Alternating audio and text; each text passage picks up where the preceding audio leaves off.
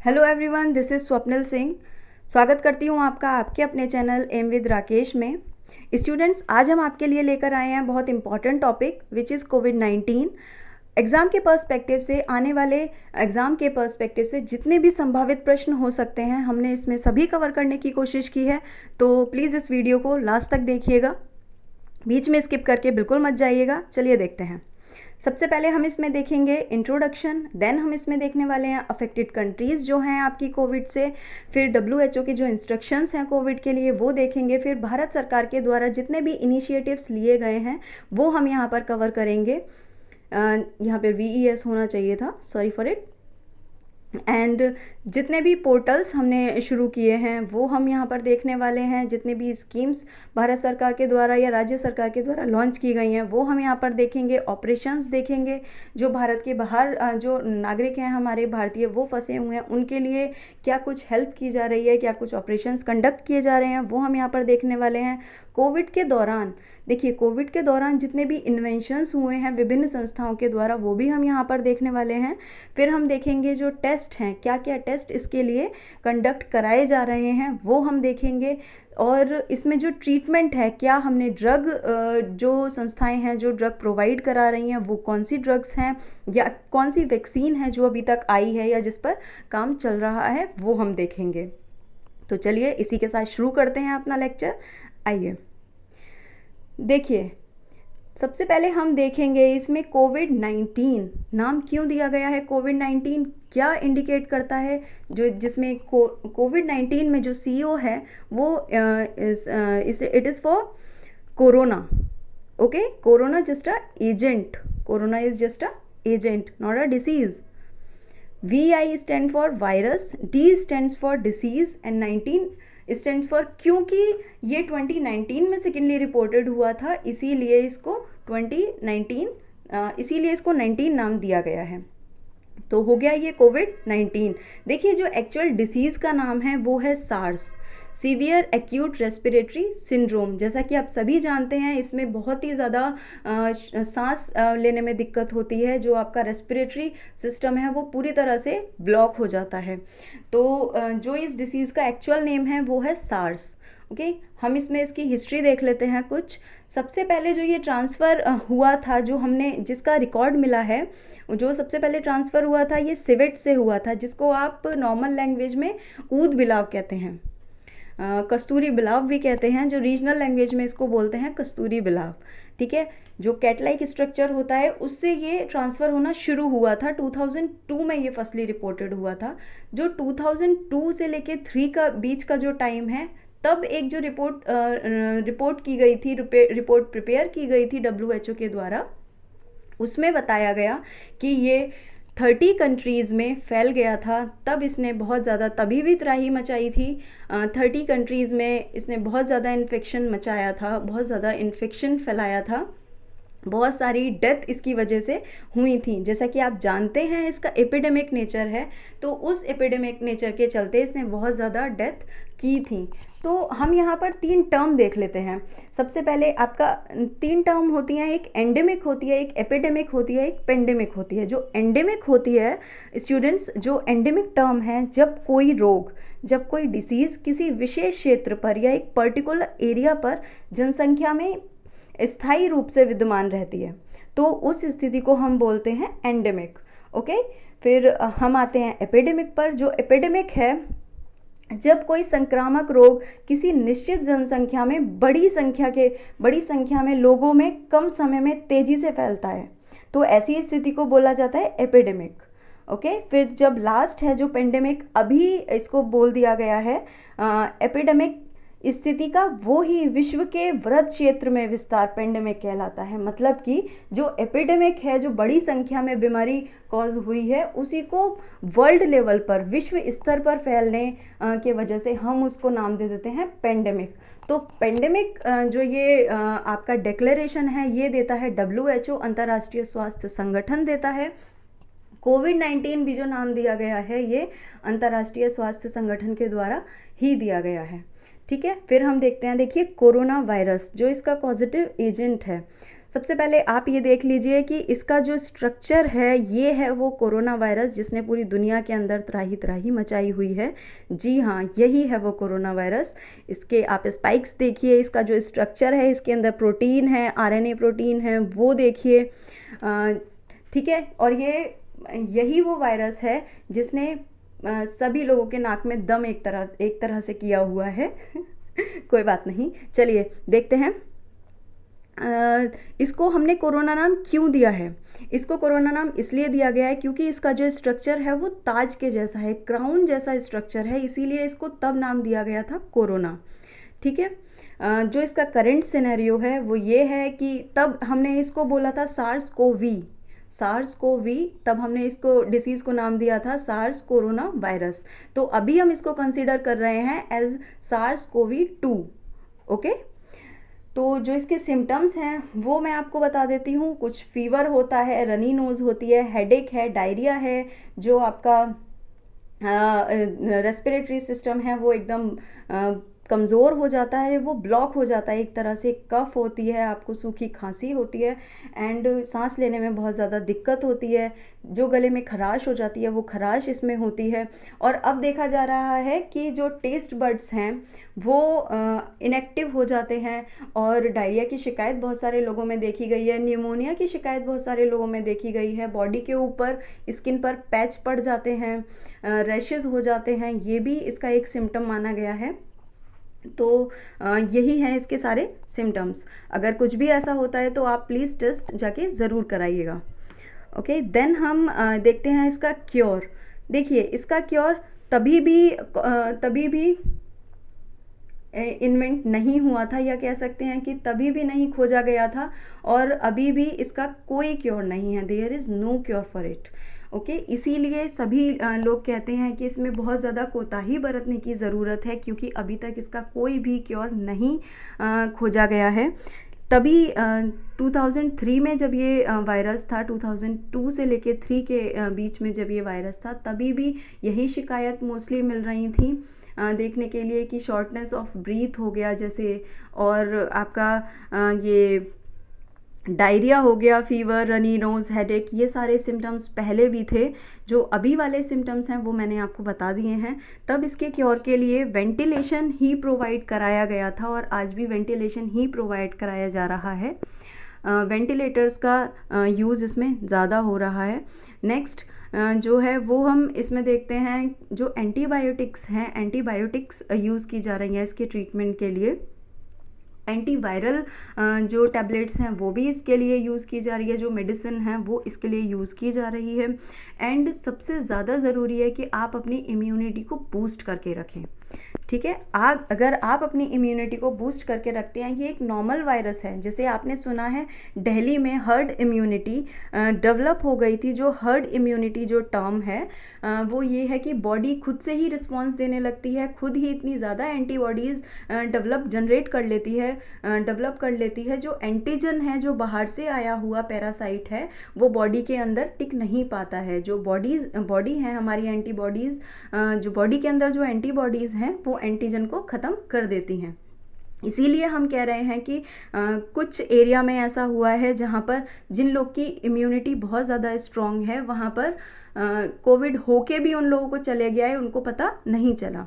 तो अब हम देख लेते हैं नेक्स्ट इसकी जो अफेक्टेड कंट्रीज़ हैं वो क्या क्या हैं। देखिए, वर्ल्ड लेवल पर इसने बहुत ज़्यादा तबाही मचाई है, इससे आप सभी अवगत हैं बहुत अच्छे से। जितने भी ये डार्क रेड पोर्शन है, जितना भी ये डार्क रेड एरिया आप देख रहे हैं, ये बहुत ज़्यादा ही इन्फेक्टेड रहा है। साउथ अफ्रीका है या अफ्रीका है, उसमें कम केसेस देखने को मिले हैं आपको। और अब हम आते हैं इंडिया के मैप की तरफ। तो इंडिया में आप देखिए, नॉर्थ रीजन को छोड़कर, सिर्फ नॉर्थ रीजन को छोड़कर पूरा इंडिया इससे बहुत ज़्यादा बुरी तरह से प्रभावित है। All over country, all over world जो इसमें कंट्रीज़ हैं वो 216 हैं। 216 कंट्रीज़ बहुत ज़्यादा बुरी तरह से अफेक्टेड हैं इससे। 8 लाख जो डेथ रेट है इसका वर्ल्ड लेवल पर, जो इसका डेथ रेट है वो भी 8 लाख इससे मृत्यु हो चुकी हैं। पूरी दुनिया में जो कंफर्म्ड केसेस हैं वो 2,33,11,719 केसेस हैं जो कंफर्म्ड हैं, जिनकी रिपोर्टिंग हुई है। ठीक है, अब हम स्टेट लेवल पर भी देख लेते हैं कुछ। तो इंडिया के अंदर जो सबसे ज़्यादा मृत्यु दर हुई है कोविड के दौरान वो महाराष्ट्र में हुई है, जो 22,000 कुछ है। जो जहाँ पर जो एक्टिव केसेस हैं वो 4 लाख वहाँ पर कुछ एक्टिव केसेस चल रहे हैं। उसके बाद में हम तमिलनाडु को देखते हैं। तमिलनाडु में इससे 6,000 डेथ हो चुकी हैं।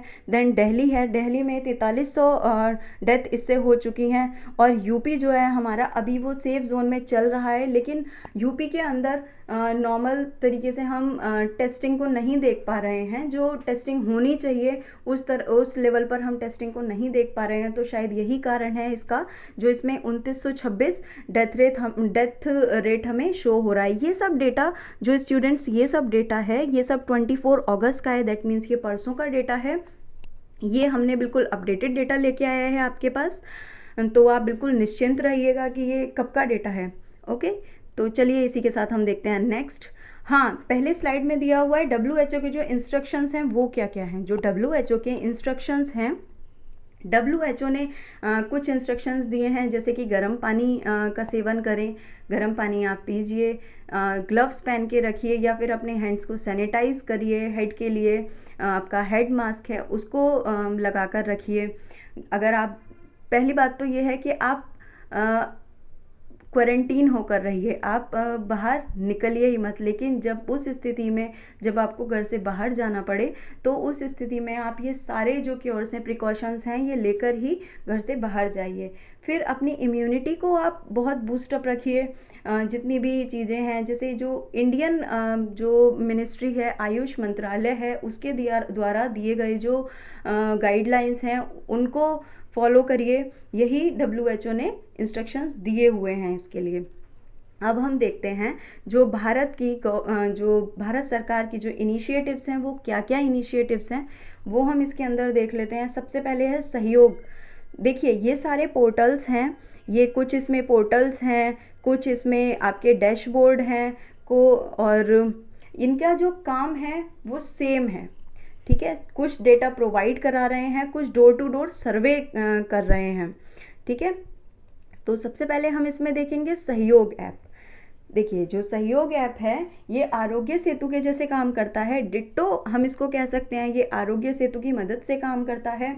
जो इसको लॉन्च करने वाली संस्था है वो सर्वे ऑफ इंडिया है, जिसका हेडक्वार्टर है देहरादून। ठीक है, ये क्या करता है, ये ऐप के अंतर्गत जो डेटा है, जो इन्फेक्टेड पर्सन्स का डेटा है वो कलेक्ट किया जाता है एंड वो उसको एक डेटा के रूप में यूज़ किया जाएगा एक बड़े लेवल पर। ठीक है, समझ रहे हैं आप। जब आप अपने फ़ोन में जो ऐप है इसको इंस्टॉल करेंगे, इसके अंदर अपने फीड करेंगे, अपनी जो डिटेल्स हैं उसको फीड करेंगे, फिर GPS के द्वारा आपको ट्रेस किया जाएगा।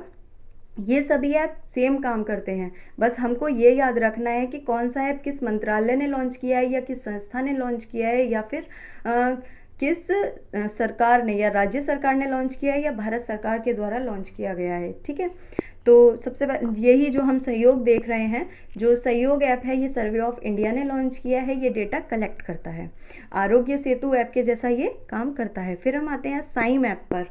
देखिए, जो साइम ऐप है ये पुणे म्युनिसिपल कॉरपोरेशन के द्वारा लॉन्च किया गया है।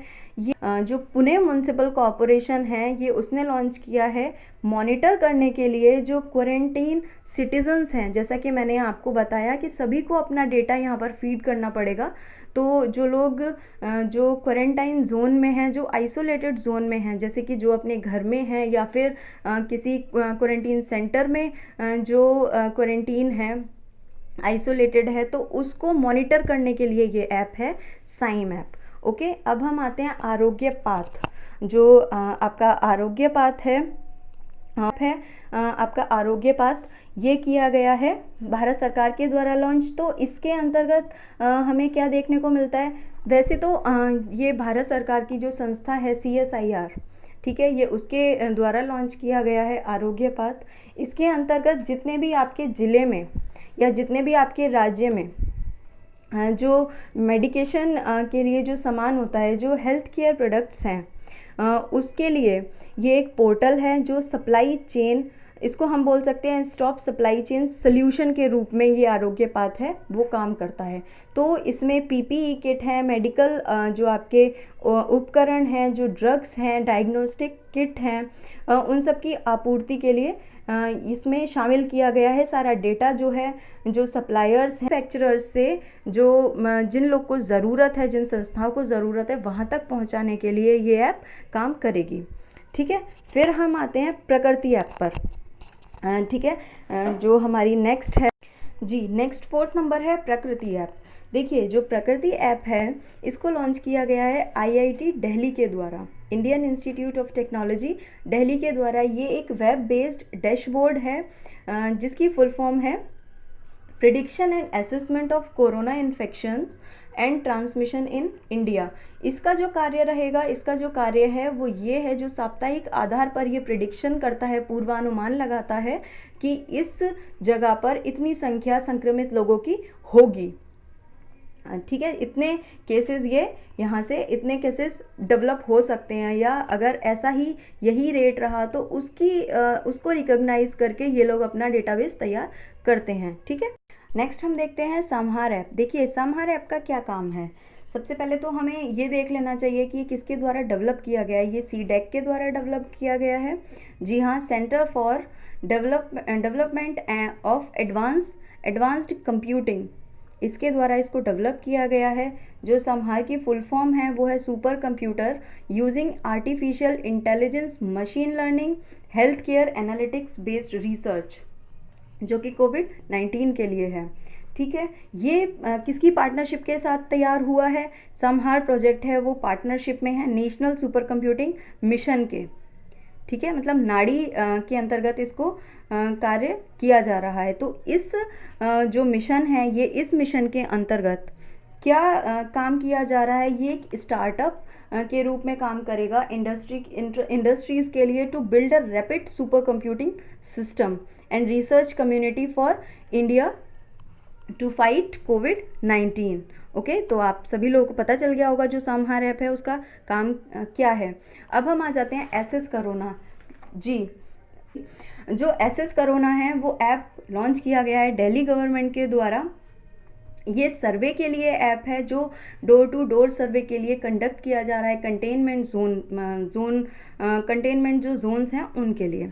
ठीक है, तो हमने सहयोग ऐप किया जो कि लॉन्च किया गया है सर्वे ऑफ इंडिया के द्वारा। साइम ऐप किया जो लॉन्च किया गया है पुणे म्यूनसिपल कॉरपोरेशन के द्वारा। आरोग्य पाथ मैंने आपको बताया।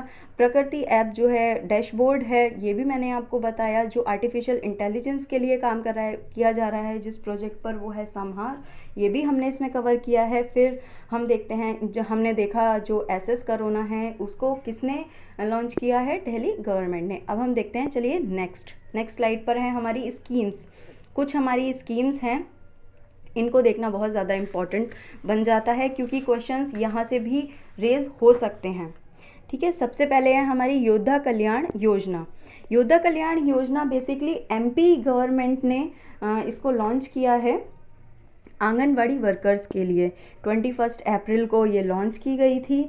तो इसके अंतर्गत मध्य प्रदेश सरकार ने हेल्थ इंश्योरेंस दिया है आंगनवाड़ी वर्कर्स को, जो काम कर रही हैं डोर टू डोर जाके जो सर्वे कर रहे हैं, उन लोगों के लिए इंश्योरेंस दिया गया है। 50 लाख रुपीज़ का इसमें प्रावधान है। ठीक है, तो ये है आपका योद्धा कल्याण योजना। फिर हम आते हैं गरीब कल्याण योजना पर। गरीब कल्याण योजना का हम यहाँ पे मोटा मोटा देखेंगे क्योंकि सर ने इसके लिए 2 मिनट लेक्चर लिया हुआ है, 2 मिनट सेशन लिया हुआ है, जिसका लिंक आपको डिस्क्रिप्शन में मिल जाएगा। आप वहाँ से जाके एक बार विजिट ज़रूर करिएगा। पर मैं आपको कुछ मोटा मोटा बता देती हूँ। 116 डिस्ट्रिक्ट के लिए इसको लॉन्च किया गया था। 27 इसमें और भी ज़्यादा ऐड होने वाले हैं और 6 राज्य में इस योजना को लागू किया गया है, जिसमें से हैं उत्तर प्रदेश, मध्य प्रदेश, झारखंड, उड़ीसा, बिहार एंड राजस्थान। ठीक है, 20 जून 2020 को वर्चुअल इनॉग्रेशन इसका हुआ था। कहाँ पर हुआ था? बिहार में हुआ था। बिहार का एक गांव है तेलिहार विलेज, वहाँ पर इसको इनॉग्रेट किया गया था। तो किसने इनॉग्रेट किया था इसको? सबसे पहले किया था नरेंद्र तोमर ने। ठीक है, इसके अंतर्गत जो वेजेस है, जो आपकी मजदूरी थी 182 रुपये, उसको बढ़ा के 202 रुपये कर दी गई है। 12 मंत्रालय इसके अंतर्गत हैं जो इसके लिए काम कर रहे हैं। इसके लिए जो फंडिंग दी गई थी वो 50,000 करोड़ रुपए की फंडिंग रिलीज़ की गई है, जिसका प्रावधान रखा गया है। और इसके अंतर्गत कुछ लगभग 1.7 के करोड़ जो लोग हैं वो इसके अंतर्गत आते हैं। ठीक है, तो अब हम आते हैं कम्युनिटी किचन पर। जो कम्युनिटी किचन है, देखिए ये इस वक्त का चलाया जा रहा कोविड का सबसे पहले से लेके आखिरी तक यही एक ऐसी स्कीम है जो बिना रुके कार्य कर रही है। जिला स्तर पर भी ये कार्य कर रही है, राज्य स्तर पर भी ये कार्य कर रही है और पूरे देश के स्तर पर भी ये कार्य कर रही है। तो जो कम्युनिटी किचन है, सामुदायिक किचन है, ये है क्या? देखिए, जो प्रवासी इस दौरान यहाँ से जो मेट्रोपॉलिटन सिटीज़ हैं वहाँ से जो अपने घर की तरफ रुक कर गए हैं, जो चल पड़े हैं पैदल, उनके लिए ये जो भोजन की व्यवस्था है, जैसे कि आप देख रहे हैं, इसका नाम कम्युनिटी किचन है वो। और जो लोग आइसोलेट किए जाते हैं, जी, जो लोग क्वारंटीन किए जाते हैं 14 डेज़ के लिए, जो पॉजिटिव अगर स्क्रीनिंग करने के बाद कोई पॉजिटिव निकलता है, फर्दर उसकी टेस्टिंग होती है तो उसको क्वारंटीन करके रखा जाता है। जब दोबारा उसका टेस्ट होता है, अगर वो पॉजिटिव निकलता है तो फर्दर प्रोसीजर उसके साथ फॉलो किया जाता है, वरना उसको टाइम दिया जाता है थोड़ा। अगर वो लेवल 1 पर है तो उसको क्वारंटीन ही किया जाता है। तो उन लोगों तक खाना पहुंचाने के लिए जो स्कीम काम कर रही है, जो जिले स्तर पर स्कीम काम कर रही है, वो है कम्युनिटी किचन।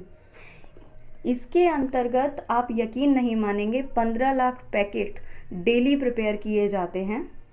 एंड जो यूपी गवर्नमेंट है, जो यूपी गवर्नमेंट है, उसने कोलैब किया है गूगल के साथ। ठीक है, ताकि हमें लोकेशन पता चल सके उस इंसान की जिसको इसकी ज़रूरत है। और एक और है उत्तर प्रदेश के बारे में। उत्तर प्रदेश फर्स्ट स्टेट है जिसको जियो टैग मिला है कम्युनिटी किचन के लिए। ठीक है, फिर हम आते हैं आत्मनिर्भर यूपी रोज़गार योजना। ठीक है, जो आत्मनिर्भर यूपी रोज़गार योजना है, ये उन लोगों के लिए है जो प्रवासी हैं, जो अपनी जगह पर आ गए हैं, जो मेट्रोपॉलिटन सिटीज़ से मैंने आपको बताया जो चल पड़े थे, उनके लिए जो उनके रोज़गार के लिए जो काम किया है उत्तर प्रदेश सरकार ने, वो यही है, इसके अंतर्गत ही आता है। इसमें कम से कम जो इसका जो मोटिव रखा गया है, जो इसका गोल रखा गया है, 1.25 करोड़ लोग हैं जो इससे अफेक्टेड होंगे, जो इससे लाभ प्राप्त कर सकेंगे। उन लोगों को स्किल डेवलपमेंट इंडिया के द्वारा और मिशन इंडिया के द्वारा, मेक इन इंडिया के द्वारा इन लोगों को प्लेस किया जाएगा। जो इंडस्ट्रीज़ हैं वो इन लोगों को लेंगी, इनकी जो स्किल्स हैं उनके बेस पर उनको लिया जाएगा। ठीक है, तो हमने यहाँ देखा योद्धा कल्याण योजना, गरीब Kalyan Yojana, community kitchen and आत्मनिर्भर यूपी रोज़गार अभियान, ये भी हमने देखा। स्कीम्स, मुझे नहीं लगता कि इसके अलावा और कोई ऐसी स्कीम है जो एग्ज़ाम में पूछी जा सकती है। नेक्स्ट हम देखेंगे जो ऑपरेशंस कंडक्ट किए गए हैं भारत सरकार के द्वारा। तो हम इसमें सबसे पहले देखेंगे ऑपरेशन संजीवनी। देखिए, जो ऑपरेशन संजीवनी है, ये एक भारतीय वायुसेना का ऑपरेशन है, भारतीय वायुसेना के द्वारा चलाया गया ऑपरेशन है। इसमें क्या किया गया है, कम से कम 6.2 ton essential medicines and hospital जो कंज्यूमेबल्स हैं वो मालदीव्स ट्रांसफ़र किए गए हैं, ट्रांसपोर्ट किए गए हैं। ठीक है, तो आपको इसमें याद रखने वाला जो फैक्ट है वो ये है कि ऑपरेशन जो संजीवनी है वो किसके द्वारा चलाया गया है, इंडियन एयरफोर्स के द्वारा। ठीक है, भारतीय वायुसेना के द्वारा चलाया गया है। और किस देश के लिए है ये, तो मालदीव्स के लिए है। ये दो आपके लिए इम्पॉर्टेंट पॉइंट इसमें बन जाते हैं। ठीक है, फिर हम चलिए पहले हम देख लेते हैं ऑपरेशन समुद्र सेतु। ठीक है, जो ऑपरेशन समुद्र सेतु है वो किसके लिए काम करता है, ये एक नेवी मिशन है। तो जो ऑपरेशन संजीवनी है वो एयरफोर्स का मिशन है। जो ऑपरेशन शील्ड है ये दिल्ली सरकार का दिया हुआ ऑपरेशन है। और जो ऑपरेशन समुद्र सेतु है ये नेवल ऑपरेशन है। एंड इसके अंतर्गत आपके 2 INS हैं जो जाएंगे 4 कंट्रीज़ में, जो मालदीव्स है, मॉरिशस है, सेशल्स है एंड मेडागास्कर है। वहाँ पर मेडिसिन पहुँचाने का काम करेंगे। एंड जो इसके अंदर 2 INS हैं जो इन्वॉल्व हैं, जो काम में लाई जा रही हैं। INS जलस्व है एंड नेक्स्ट है INS मगर। ठीक है, तो इसमें ऑपरेशन समुद्र सेतु है, उसके अंतर्गत INS जलस्व, INS मगर एंड 4 कंट्रीज़ हैं। ये एक नेवल मिशन है, ये याद रखने योग्य बातें हैं। फिर हम आते हैं मिशन वंदे भारत पर। ठीक है, जो मिशन वंदे भारत है, मिशन वंदे भारत किसके द्वारा लॉन्च किया गया है? ये भारत सरकार के द्वारा लॉन्च किया गया है। इसके अंतर्गत कितनी कंट्रीज़ आती हैं? 12 कंट्रीज़ आती हैं। 3 नेवल शिप इसमें यूज़ की जा रही हैं। स्पेशल ये जो आपका मिशन है, मिशन वंदे भारत, ये मुख्य तौर पर गल्फ रीजन के लिए है। ठीक है, 1500 इंडियंस को बाहर से 15,000 इंडियंस को बाहर से यहाँ पर अपने देश में लेके आए जाने के लिए इसको ऑपरेशन को शुरू किया गया है। ठीक है, तो सबसे पहले जो इसको शुरू किया गया है वो केरला से अबू धाबी के लिए शुरू किया गया है। अबू धाबी से जो लोग हैं 353 लोग हमने सबसे पहले इंडिया बुलाए हैं। ठीक है, जो इंडिया के अंदर लेके आए हैं। तो 14 डेज़ के लिए उनको क्वारंटीन किया जाएगा और उसके बाद में इनको अपने घर जाने की अनुमति दे दी जाएगी। फिर हम देखेंगे इसमें मिशन सागर। देखिए, जो मिशन सागर है वो भी एक इंडियन नेवल ऑपरेशन है। ठीक है, वो भी एक इंडियन नेवल ऑपरेशन है। तो उसमें कौन सी आपकी जो INS है, इसमें INS यूज़ हो रही है केसरी। ठीक है, उसमें यूज़ हो रही थी आपकी INS जलस्व मगर। तो यहाँ पर यूज़ हो रही है INS केसरी।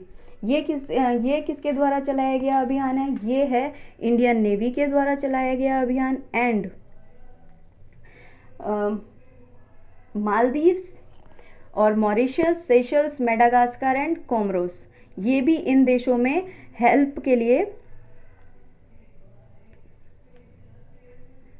हेल्प पहुंचाने के लिए जिम्मेदार है। देखिए, सबके काम वही हैं, बस हमें ये याद रखना है कि कौन सा जो काम है, कौन सा जो ऑपरेशन है वो किसके द्वारा चलाया जा रहा है और कितने देश उसमें शामिल हैं, या फिर INS भी आपसे पूछ सकते हैं। ठीक है, तो अब हम आते हैं ऑपरेशन शील्ड पर। ऑपरेशन शील्ड जो है वो दिल्ली सरकार के द्वारा चलाया गया अभियान है। दिल्ली सरकार ने जो चलाया है इस अभियान को, इसके अंतर्गत बहुत सारी सफलताएं भी हासिल हुई हैं। इसके अंतर्गत देखा गया है कि जो इसका दिल्ली का जो रेट है, जो ग्रोथ रेट थी आपके कोरोना की, ये बहुत ज़्यादा डाउन आ गई है।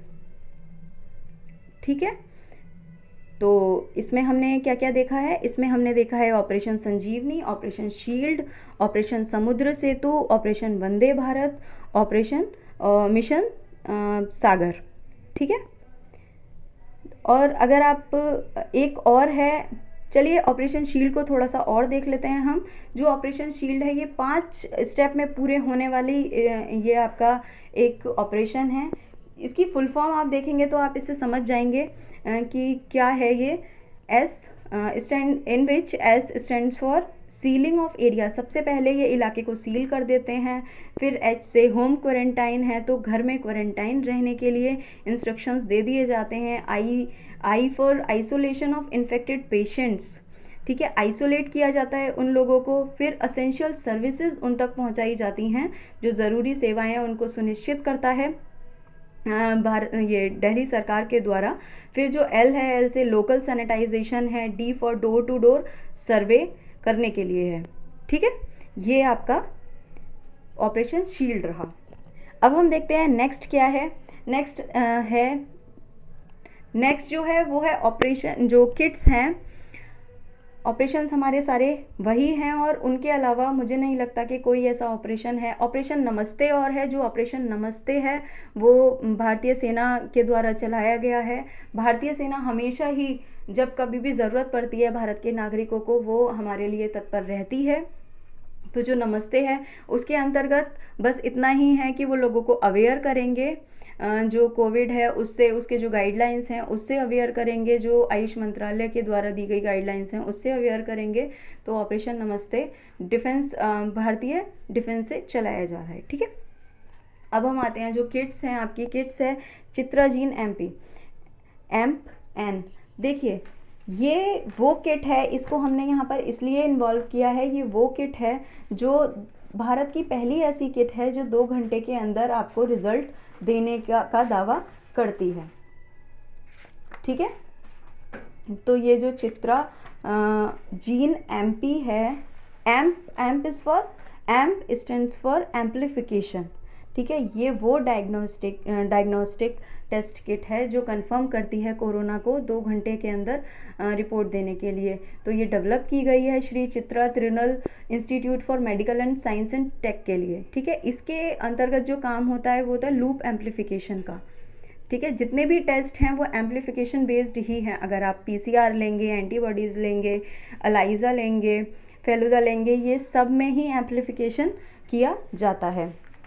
और हमने फेलुदा यहाँ पर क्यों लिखा हुआ है, ये इसलिए हमने लिखा हुआ है क्योंकि ये आपका ये फर्स्ट स्ट्रिप टेस्ट है, पेपर स्ट्रिप टेस्ट है जो किया गया है, जो कंडक्ट किया गया है, जो लॉन्च किया गया है CSIR के द्वारा। CSIR की एक संस्था है IGIB, institute of genomics and integrative biology. ठीक है, इसके द्वारा इसको लॉन्च किया गया है। फेलुदा का जो फुल फॉर्म है वो है F9 case 9, FN case 9 editor linked uniform detection assay. इसके अंतर्गत क्या किया जाता है, मोटा मोटा देख लेते हैं हम। जो RNA है उसको cDNA में कन्वर्ट किया जाता है, फिर उसका PCR किया जाता है, पॉलीमरेज चेन रिएक्शन, उसके अंतर्गत एम्पलीफिकेशन ही कराया जाता है, घबराइए मत। फिर उसके बाद में cDNA की फॉर्म में उसमें केस 9 प्रोटीन है जो ऐड की जाती है। फिर हम पेपर स्ट्रिप उसके अंदर लगाते हैं तो हमें जो कलर दिखता है, ठीक है, जो हमारा जो pH लेवल होगा या फिर जो कलर शीट का जो कलर होगा, जो पेपर का जो कलर होगा, उसके बेसिस पर बता पाएंगे कि ये इंसान पॉजिटिव है या फिर नेगेटिव है। ठीक है, फिर हम आते हैं RT-PCR पर। देखिए RT-PCR का जो काम है, जो RT-PCR का काम भी सेम है, इसमें भी reverse transcriptase polymerase chain reaction test है। इसमें कम से कम 12 घंटे का समय लग जाता है। 12 घंटे में रिपोर्ट आती है, समय इसमें 4 से 5 घंटे का आराम से लग जाता है, क्योंकि सेम प्रोसीजर होता है। बस वहाँ पे जो पेपर स्ट्रिप है उसको लगाने की बजाय हम इलेक्ट्रोफोरेसिस का यूज़ करते हैं। इलेक्ट्रोफोरेसिस एक टर्म है जिसमें हम उसका यूज़ करते हैं। ठीक है, फिर हम आते हैं कोविड कवच अलाइजा। देखिए अलाइजा में भी सेम प्रोसीजर रहता है, लेकिन ये कोविड कवच एलाइजा है, इसको किसके द्वारा लॉन्च किया गया? ICMR। ठीक है, ICMR ने कोलैबोरेशन करके नेशनल इंस्टीट्यूट ऑफ वायरोलॉजी के साथ ये जो टेस्ट है इसको शुरू किया है।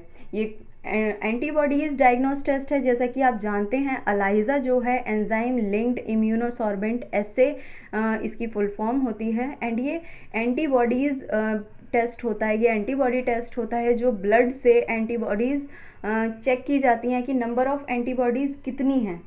अगर आपकी बॉडी में एंटीबॉडीज़ ज़्यादा होंगी दैट मीन्स इन्फेक्शन भी ज़्यादा है। जो आप इन्फ्लामेटरी रिस्पॉन्स सुनते हैं, जो इन्फ्लामेटरी बॉडी का रिस्पॉन्स होता है, अगर आपकी बॉडी में कोई एंटीजन प्रवेश किया है, अगर आपकी बॉडी के अंदर किसी भी पैथोजन ने प्रवेश किया है, तो हमारी बॉडी खुद ही उसको रिस्पॉन्स देती है। खुद ही हमारी बॉडी इस काबिल होती है कि वो एंटीबॉडीज़ जनरेट करे और उस इन्फेक्शन को ख़त्म करे। तो अगर नंबर ऑफ़ एंटीबॉडीज़ ये वाली अगर आपको ज़्यादा मिलती हैं तो जो आपका पेशेंट है वो पॉजिटिव है। ठीक है, एंटीबॉडीज़ टेस्ट ये वही एंटीबॉडीज़ टेस्ट है। अब हम आते हैं पूल टेस्टिंग पर। जो पूल टेस्टिंग है ये एक बड़ी संख्या में साथ टेस्टिंग कराने के लिए रिस्पॉन्सिबल है।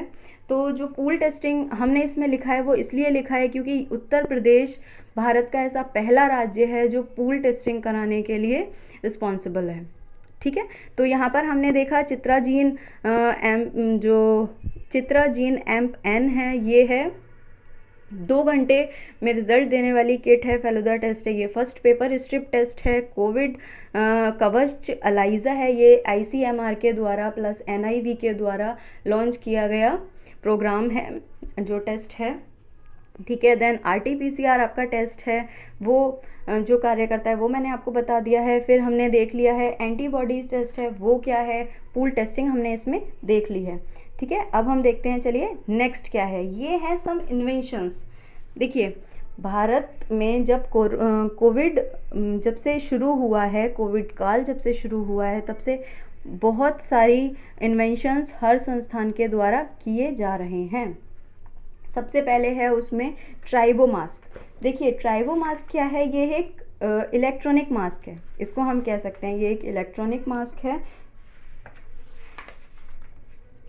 जिसको डेवलप किया गया है इंडिया की एक संस्थान के द्वारा, जो है centre for nano and soft matter sciences, जो बेंगलुरु में स्थापित है ये संस्था। और ये संस्था की जो पेरेंटल बॉडी है वो है department of science and technology.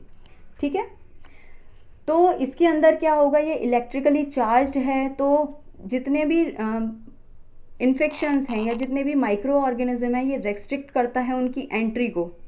ठीक है, फिर हम आते हैं मेडिकैब।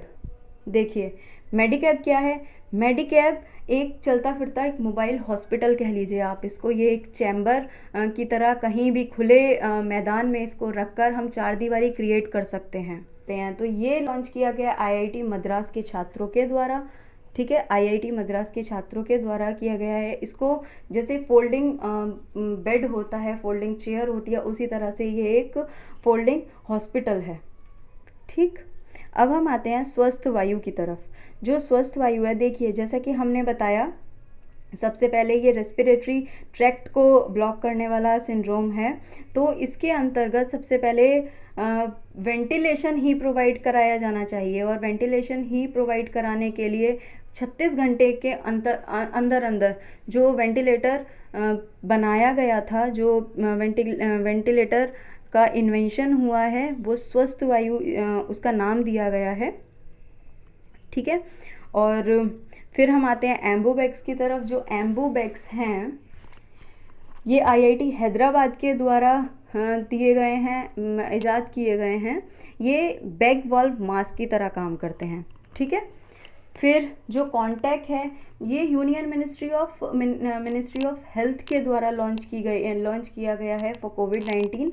National teleconsultation centre AIIMS में ये स्थापित है। तो वहाँ से आपने देखा होगा जो डॉक्टर्स की इंफॉर्मेटिव वीडियोस आ रही हैं जो सोशल मीडिया पर बहुत ज़्यादा वायरल हुई थी, वो इसी का एक हिस्सा थी, तो वो कॉन्टैक्ट का एक हिस्सा थी। ठीक है, तो हमने देख लिया ट्राइबो मास्क क्या है, इलेक्ट्रिकली चार्ज मास्क है, मेडिकेयर फोल्डेड हॉस्पिटल है, एम्बू जो बैग्स हैं ये बैग वॉल्व मास्क हैं, जो स्वस्थ वायु है ये है आपका वेंटिलेटर, और जो कॉन्टैक्ट है ये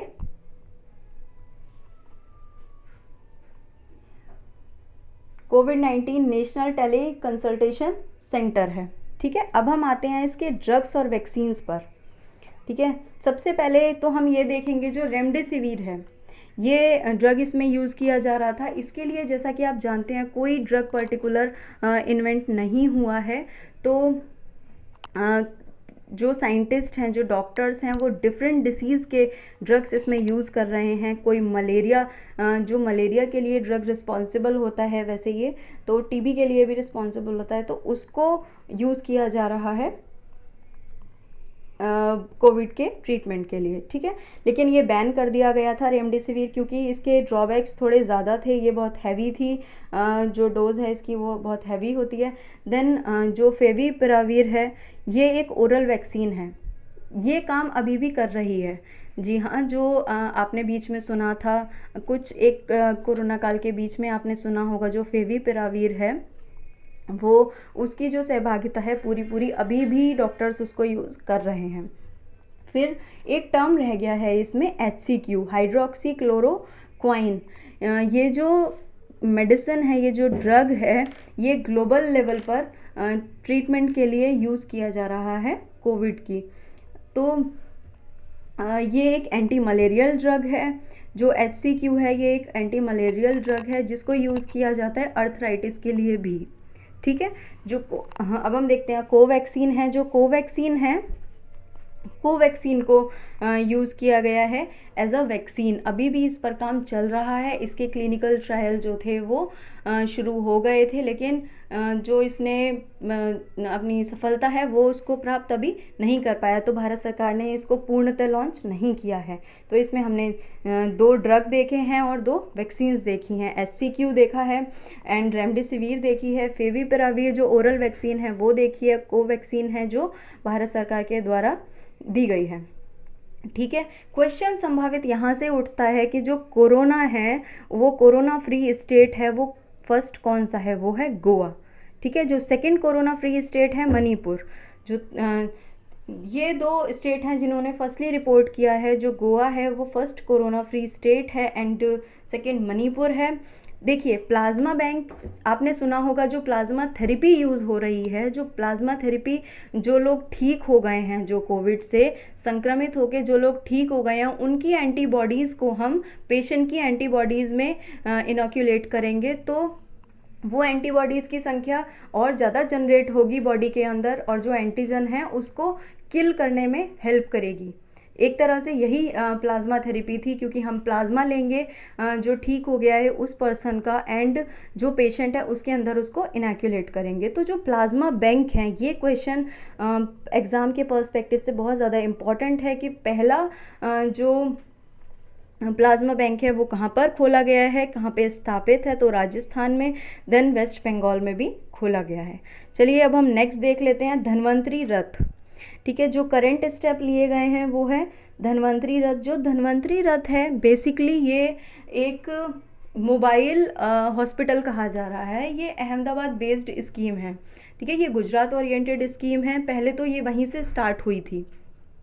धन्वंतरी रथ एम्बुलेंस, जो एम्बुलेंसेस हैं, एम्बुलेंस के अंदर पूरा एक पैरामेडिकल स्टाफ रहता है। आपको सभी तरह की जो आपूर्ति है, ठीक है, नॉन कोविड, लेकिन जो नॉन कोविड हैं उनको जितनी भी सहायता की ज़रूरत होती है ये घर घर जाके वहाँ पे आपको प्रोवाइड कराते हैं सहायता। ठीक है, फिर है आयु रक्षा।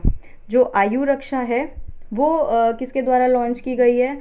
बेसिकली हम इसको कह सकते हैं कि आयुष मंत्रालय के अंतर्गत आने वाली जो संस्था है, अखिल भारतीय आयुर्वेद संस्थान और दिल्ली पुलिस, इन दोनों के संयुक्त तत्वाधान में आयु रक्षा को आयोजित किया गया है। इसके अंतर्गत जो कोविड-19 के खिलाफ लड़ने के लिए किया गया है इसका आयोजन, जिसमें आयुर्वेद और इम्यूनिटी बूस्टिंग के सरल उपायों के बारे में बताया जाएगा। सिंपली ये है, अगर आप आयु रक्षा देखेंगे तो ये किसने लॉन्च किया है? ये लॉन्च किया है अखिल भारतीय आयुर्वेद संस्थान ने। जो धन्वंतरी रथ है ये किसके द्वारा लॉन्च किया गया? तो गुजरात सरकार के द्वारा, गुजरात ओरिएंटेड स्कीम है ये। ठीक है, अब हम देख लेते हैं कुछ जो हमारी गाइडलाइंस हैं आयुष मिनिस्ट्री के द्वारा जो दी गई हैं वो क्या क्या गाइडलाइंस हैं। सबसे पहले उन्होंने दिया कि आप गर्म पानी पीजिए थ्रू आउट द डे और अपने हैबिट में लेके आइए जो योगा है, योगा आसन करने के लिए आप अपनी हैबिट में लेके आइए। एटलीस्ट 30 मिनट्स तक आप कोई भी एक्सरसाइज अपने रूटीन में ज़रूर शामिल करें। देन आप स्पाइसेस लीजिए। जो स्पाइसेस हैं वो अपने खाने के जो दौरान हैं वो ज़्यादा लीजिए। जैसे टर्मरिक है, आप सभी जानते हैं जो इंडिया है वो बहुत ही इन सब चीज़ों के लिए रिच है। ठीक है, बहुत ही ज़्यादा रिच है और इसीलिए इंडिया का जो कोविड के दौरान स्पाइसेस एक्सपोर्ट रेट है वो 23% इंक्रीज़ हुआ है। ठीक है, तो आप हल्दी, जीरा, धनिया, लहसुन, अदरक और दालचीनी, ये जितनी भी चीज़ें हैं, काढ़ा है, आप उसको डेली नहीं तो 2 दिन में 3 दिन में एक बार सेवन ज़रूर करिए। ठीक है, आई होप आपको ये वीडियो ज़रूर अच्छी लगी होगी। इसके अंदर हमने सभी जितने भी टॉपिक कोविड से बन सकते थे वो सभी कवर करने की कोशिश की है and thank you for watching and बने रहिए, अपना फीडबैक ज़रूर कमेंट सेक्शन में दीजिए और इस वीडियो को लाइक शेयर कमेंट करना बिल्कुल मत भूलिए। और अगर आपको इसी तरह के और लेक्चर्स चाहिए तो हमारे चैनल को ज़रूर सब्सक्राइब कर लीजिए। Thank you very much.